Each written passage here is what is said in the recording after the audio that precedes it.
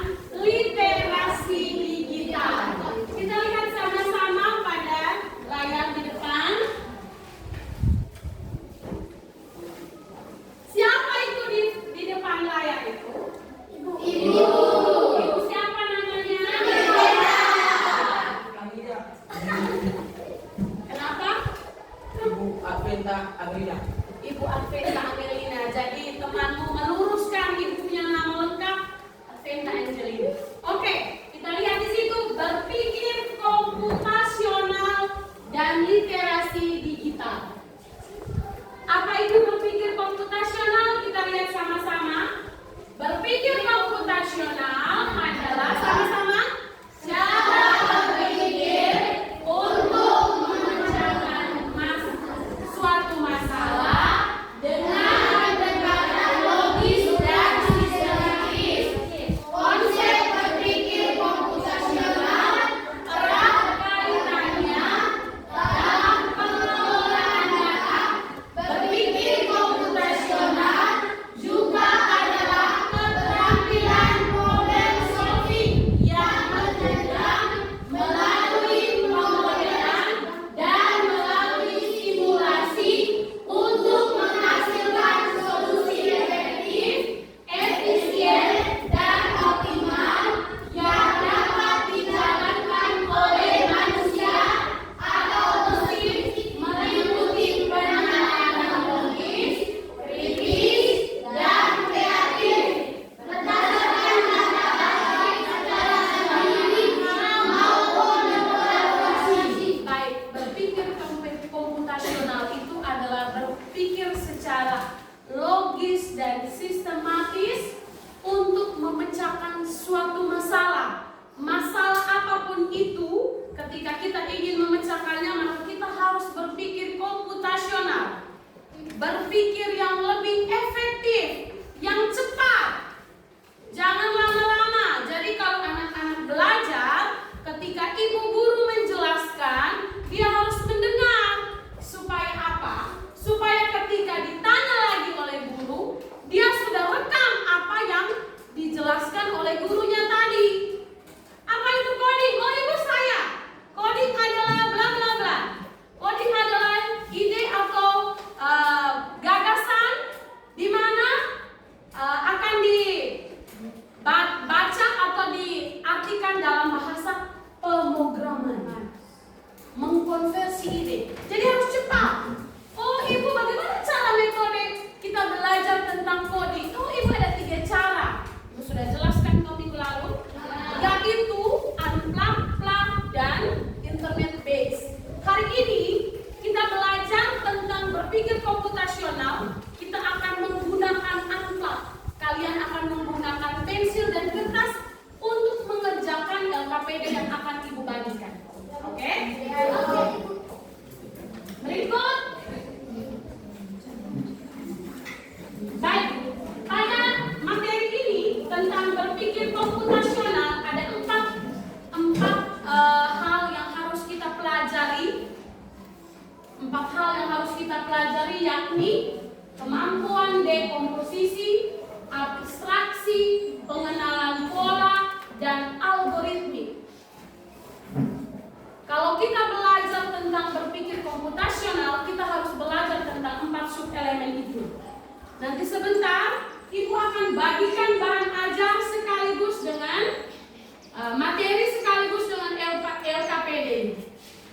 Baik, kalau berpikir tentang komputasional ini, dia sangat erat kaitannya, konsentrasi ya. Dia sangat erat kaitannya dengan pengelolaan data.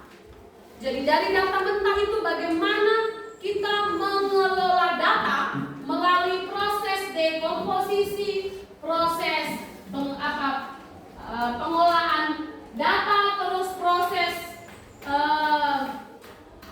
abstraksi, dan yang terakhir tadi itu yang disebut dengan algoritmik. Itu yang akan kita buat dengan bahasa pemrograman. Oke? Jadi kita lihat data itu digolongkan menjadi data kualitatif dan data kuantitatif.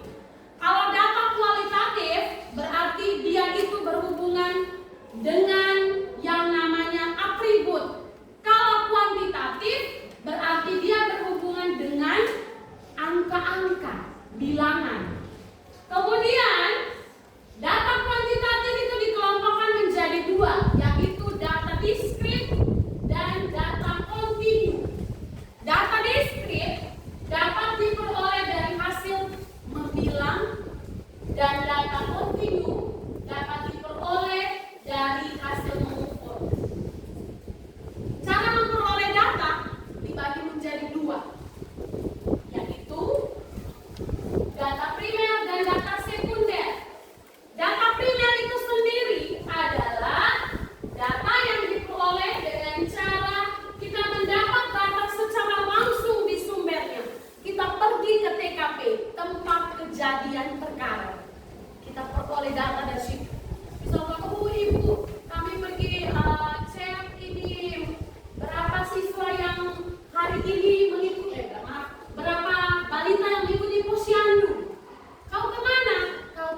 tempat posyandu.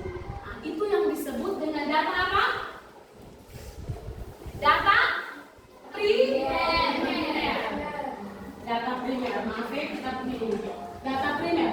Kemudian, kalau data sekunder, data yang kita peroleh dari pihak yang lain, pihak ketiga misalnya.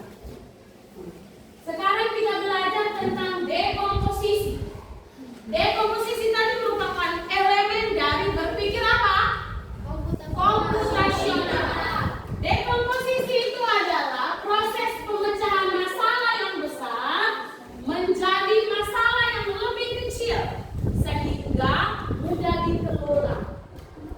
Jadi orang wartawan itu mereka pergi cari data dari masalah besar yang umum, terus mereka buat menjadi masalah yang kecil.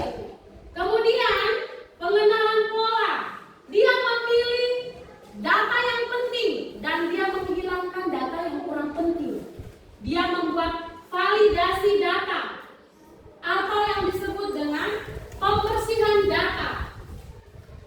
Data yang dia periksa, dia klasifikasi. Data yang diperiksa itu kemudian diklasifikasikan ke dalam kategori-kategori tertentu. Yang berikut abstraksi. Menyederhanakan informasi, dia yang tadinya informasi yang banyak-banyak, dia sederhanakan, dia ambil yang penting-penting saja. Kemudian yang terakhir itu adalah algoritma. Algoritma ini bisa kita lihat pada aktivitas ini. Ibu kasih contoh memang. Peserta pelatihan belajar.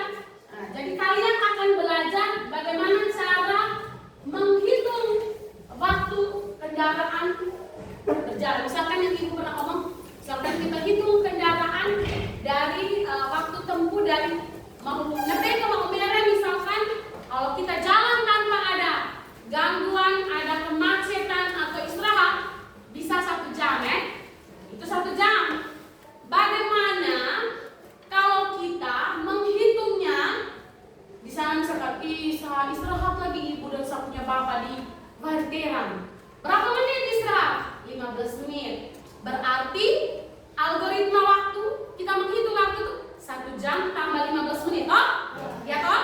Kemudian, oh ibu, sampai di Gelitir macet. Ada pasar di sana, jadi macet. Jadi kami antri itu 10 menit. Sekarang tambah berapa? Tambah 10. Jadinya 1 jam berapa menit? 25 menit. 1 jam 25 menit. Oh ibu, tadinya waktu tempuhnya harus sebenarnya 1 jam. Tetapi karena saya dan bapak istirahat di Varteran 15 menit, kemudian mengalami macet 10 menit, maka waktu tempuh yang kami pergi itu adalah 1 jam 25 menit. Jadi kalau kita belajar tentang algoritma, kita akan menghitung waktu tempuh, kemudian kita hitung kemacetannya, tambah kemacetan, dan kita hitung tambah waktu istirahat.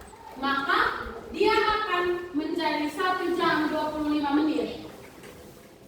Di sini kita lihat tambahan waktu ekstra sebagai faktor eksternal, mempertimbangkan kemacetan atau cuaca buruk. Kemudian ada jam sibuk, ataukah misalkan istirahat dulu bapak, saya capek, mengantuk, iya istirahat. Jadi sebenarnya waktu tempuhnya 1 jam, dia akan tambah lagi dengan kemacetan dan jam istirahat. Oke, kemudian ini kalau kita akan belajar, nanti kita akan belajar pada aplikasi blocking saat kita belajar menggunakan komputer.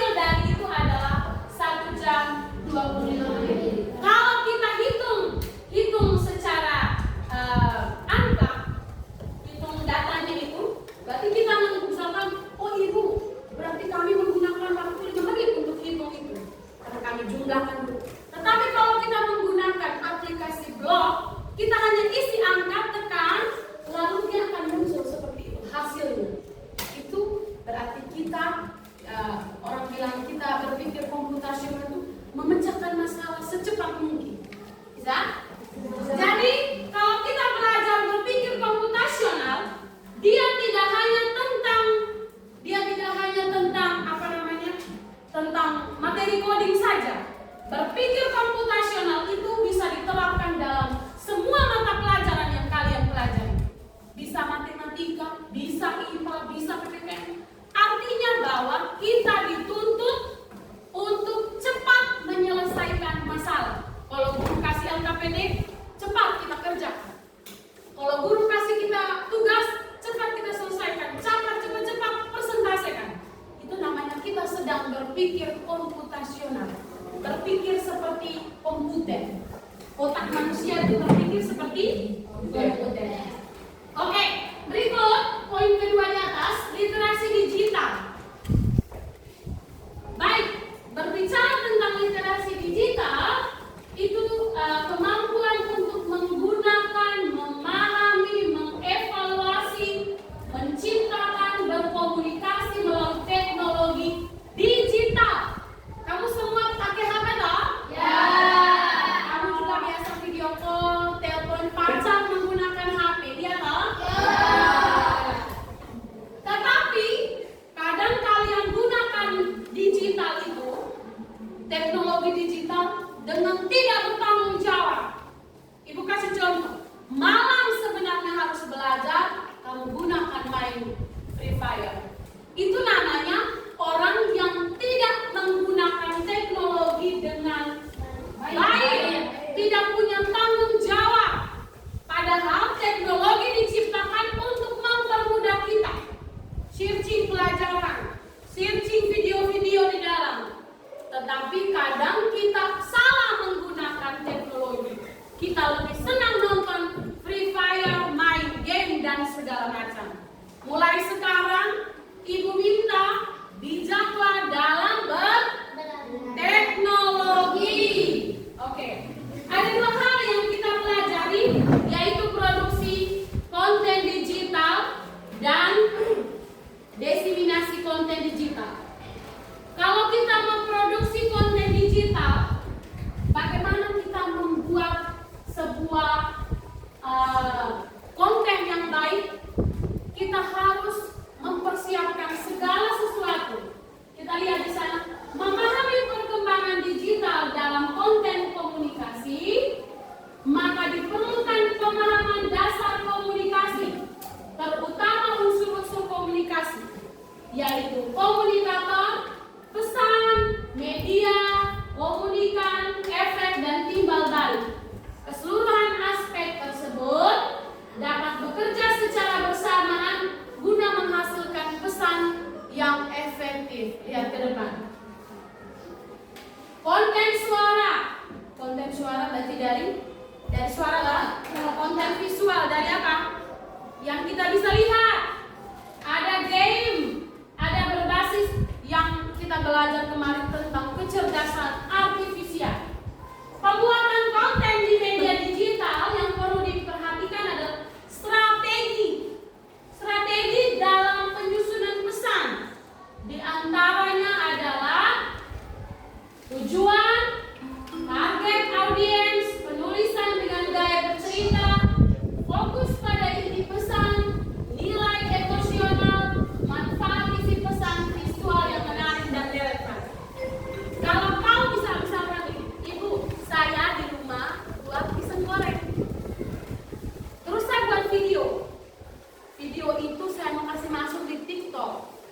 Jadi saya harus buat bahasanya harus baik supaya teman-teman yang menonton senang. Halo teman-teman, hari ini saya akan membuat keripik pisang. Keripik pisang terbuat dari bahan-bahan yang saya sediakan ini. Kasih tunjuk bahan-bahannya. Kameranya ditunjuk toh?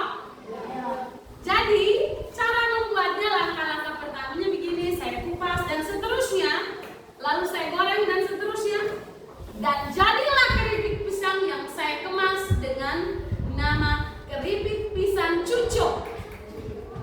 Jadi konten yang kau harus hasilkan dari video atau foto dan sebagainya harus menarik, supaya saat kita belajar tentang diseminasi konten,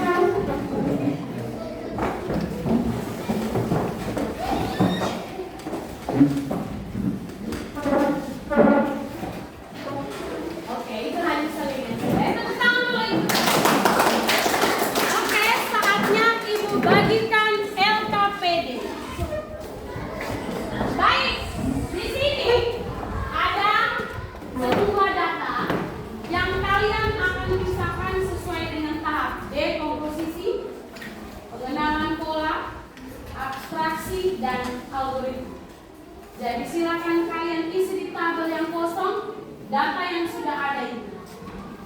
Dan materi yang Ibu ada kasih juga supaya kalian bisa lebih memahami. Siapa tahu tadi penjelasan Ibu ada yang pemahamannya belum sedikit, bisa dibaca kembali di materi.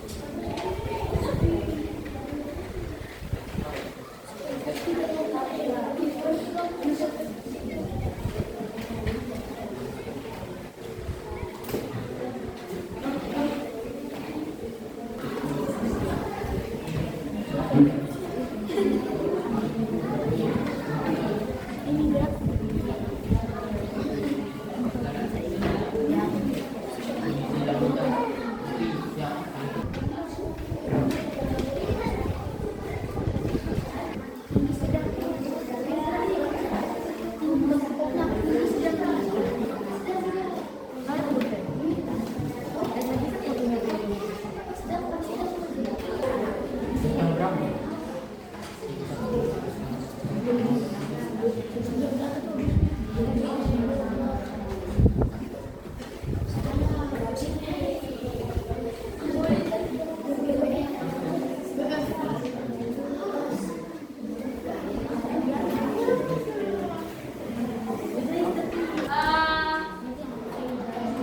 dekomposisi ke pembersihan atau validasi data.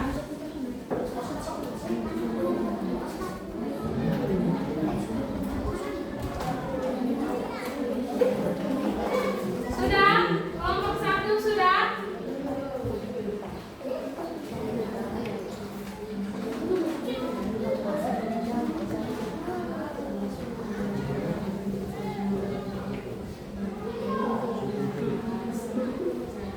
Mempresentasikan hasil pekerjaan mereka, hasil diskusi mereka. Jadi silakan isi tentang 5 kali perjalanan dengan tanggal dan waktu keberangkatan yang berbeda-beda. Bagaimana data tadi dari data yang besar dibuat menjadi data yang kecil, yang sederhana. Selamat siang Ibu dan teman-teman. Selamat siang. Kami akan mempresentasikan hasil diskusi kelompok kami.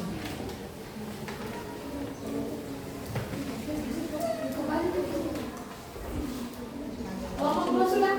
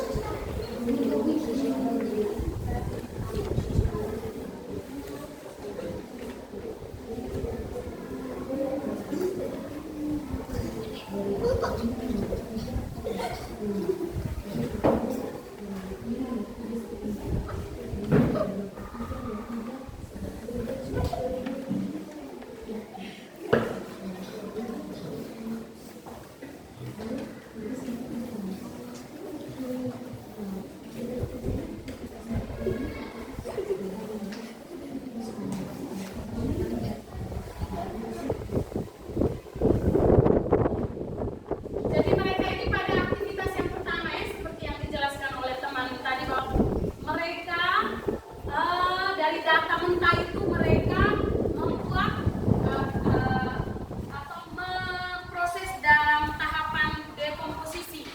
Nanti sebentar kita tanya apa itu tahap dekomposisi, apa yang kalian buat dalam tabel tersebut. Kalau yang ini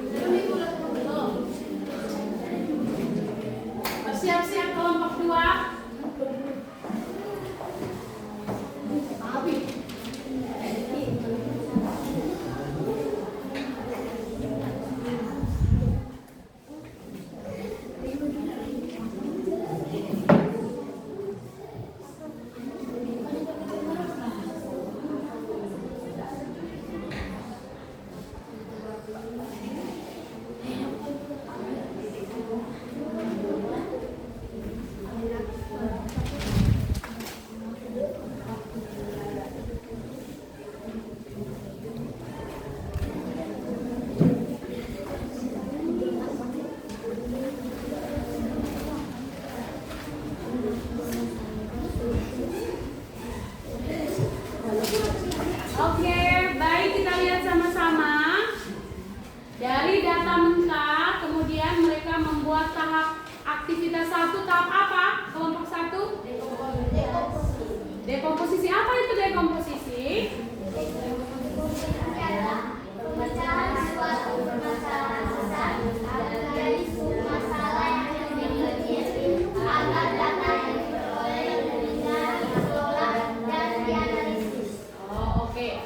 Jadi mereka sudah mengisi tabel di depan tentang tanggal, waktu keberangkatan, jarak, waktu tempuh, dan jenis jalan. Di situ ada yang dari tanggal 10, ada yang tanggal 11. Kemudian waktu keberangkatan ada 7.15, ada yang 10:03, terus ada 10:33, 17. Kemudian jarak ada masih dalam kilometer, meter, dan sentimeter. Waktu tempuh juga masih dalam menit, detik. Oke, baik. Mari kita beri tepuk tangan untuk kelompok 1. Terima kasih sudah mengerjakan tentang tahap dekomposisi. Selanjutnya pada aktivitas 2, silakan kelompok 2. Mari kita beri tepuk tangan.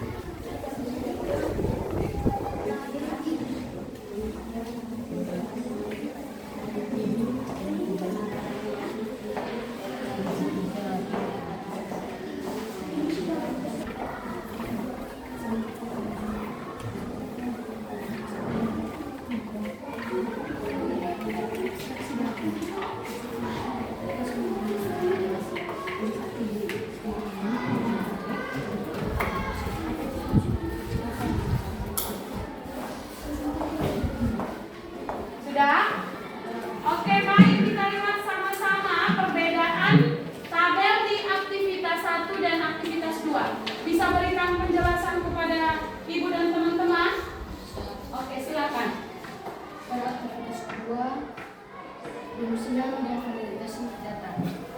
Validasi data ini kami membuka data dari aktivitas pertama. Ya. Waktu keberangkatan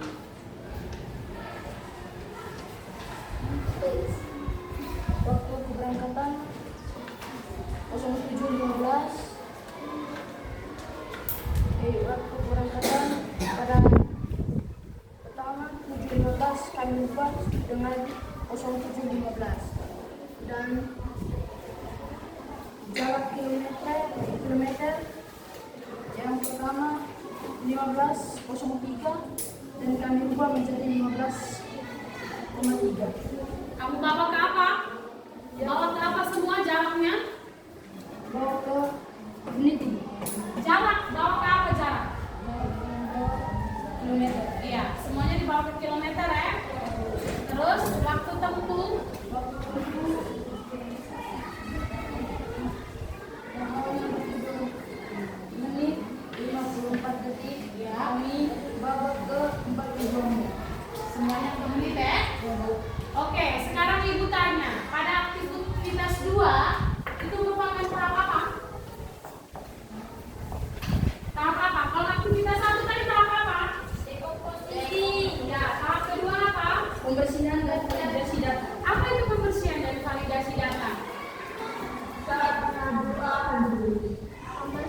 dalam nama Bapa dan Putra dan Roh Kudus. Amin. Maria diberi kabar oleh malaikat Tuhan, maka ia mengandung dari Roh Kudus. Salam Maria, penuh rahmat, Tuhan sertamu. Terpujilah engkau di antara wanita, dan terpujilah buah tubuhmu Yesus. Santa Maria, Bunda Allah, doakanlah kami yang berdosa ini, sekarang dan waktu kami mati. Amin. Aku ini hamba Tuhan, terjadilah padaku menurut perkataanmu. Salam Maria, penuh rahmat, Tuhan sertamu. Terpujilah engkau di antara wanita, dan terpujilah buah tubuhmu Yesus. Santa Maria, Bunda Allah, doakanlah kami yang berdosa ini, sekarang dan waktu kami mati. Amin. Apa itu pembersihan dan validasi data? Dilakukan proses pengolahan untuk menentukan data yang dapat memberikan konfirmasi. Selain dari itu apa? Tahapan ini diawali dengan pembersihan data, yaitu memeriksa dan memperbaiki data dari kesalahan seperti duplikasi. Oke, kita memeriksa dan memperbaiki data. Coba teman-teman kembali ke tempat, tangan ke kelompok. Baik, kita memeriksa dan memperbaiki data. Yang tadi pada tahap dekomposisi, waktu keberangkatan, jarak, ngasih kilometer, meter, sentimeter, kita memperbaiki data. Dari misalkan jarak yang tadinya dalam kilometer, meter, sentimeter, teman-teman pada aktivitas kedua mereka rubah ke kilometer. Waktu tempuh yang tadinya menit detik, mereka rubah ke menit. Itu artinya dari tahap dekomposisi mereka memvalidasi dan memeriksa. Memeriksa apa? Memvalidasi dan memeriksa apa? Kelas 7A. Memeriksa data. Konsentrasi kelompok 2. Oke. Baik, untuk tabel yang berikut nanti dikerjakan di rumah. Waktu sudah hampir selesai, silakan dikerjakan di rumah. Sebelum kita menutup kegiatan belajar hari ini, mari kita beri tepuk tangan untuk kelompok 1.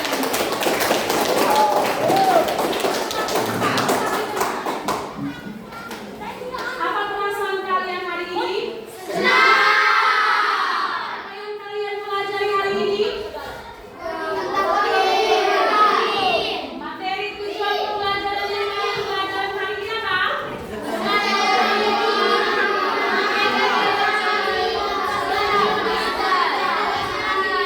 Oke, siapa yang bisa kasih penjelasan kepada ibu?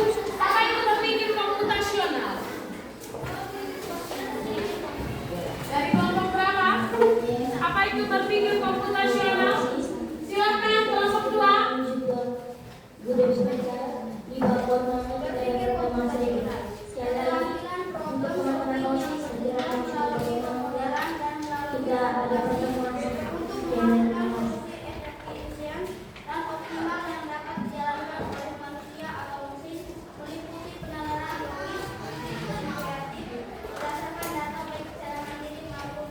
Tepuk tangan dulu. Jadi berpikir komputasional itu artinya bagaimana kita memecahkan masalah secara logis dan sistematis. Kalau literasi digital tadi berarti kita harus menggunakan teknologi digital dengan penuh apa? Semangat. Dengan penuh tanggung jawab. Dengan penuh tanggung jawab. Apa yang kita pelajari tadi tentang produksi konten dan produksi konten digital dan diseminasi penyebaran konten digital bisa melalui